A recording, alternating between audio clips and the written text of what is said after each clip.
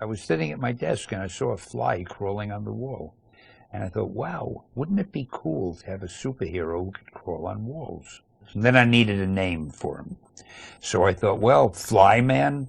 Nah, it didn't sound dramatic. Mosquito Man? Nah. Insect Man? Nah. Spider-Man? Ooh, Spider-Man. It sounded dramatic, it sounded scary, and that's how it happened. What is his normal identity going to be? What's his alter ego going to be? And I wanted to do something different. I figured I'll make him a teenager, but he won't be a teenage sidekick. He will be a teenage superhero.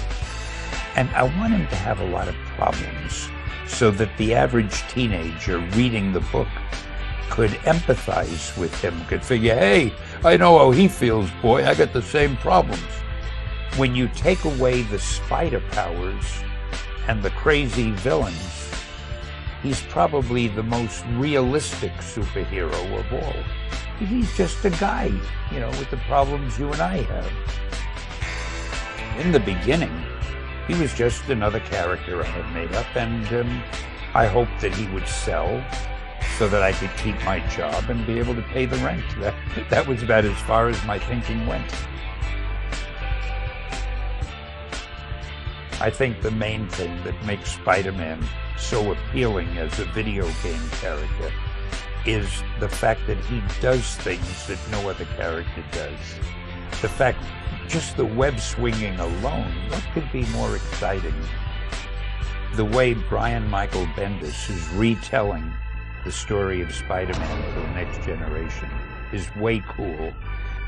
He's giving it a new twist. You're seeing Spider-Man in a different way, and yet he's keeping it true to the image of the real Spider-Man. It's the first time that a player can be the villain. And what a villain to play. Venom.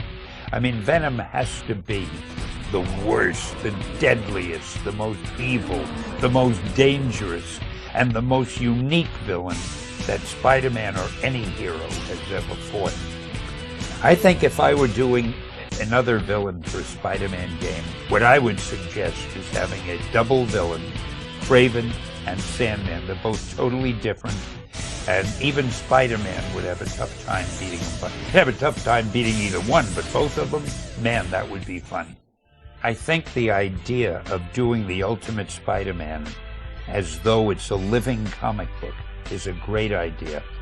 That doesn't work if you're taking a badly done comic book. But when you take a comic book as good as the Ultimate Spider-Man and you put it into a game as good as what Activision is capable of doing, and you combine those two so that the player gets the feeling that he's not only playing a video game, but he's playing a comic book which has come to life. I mean, that's got to be incredibly exciting. I guess my similarities with Peter Parker are the fact that, like everybody else, I always have problems. Things never turn out perfectly for me. And as far as my similarity to Spider-Man, well, I guess the easiest way to put it, we are both wonderful human beings, very glamorous.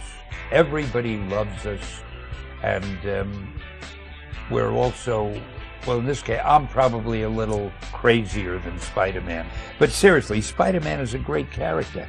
And as long as the people working on Spider-Man care as much about him as we do, and as long as the public still clamors for exciting, original entertainment, I think Spider-Man has a very long shelf life.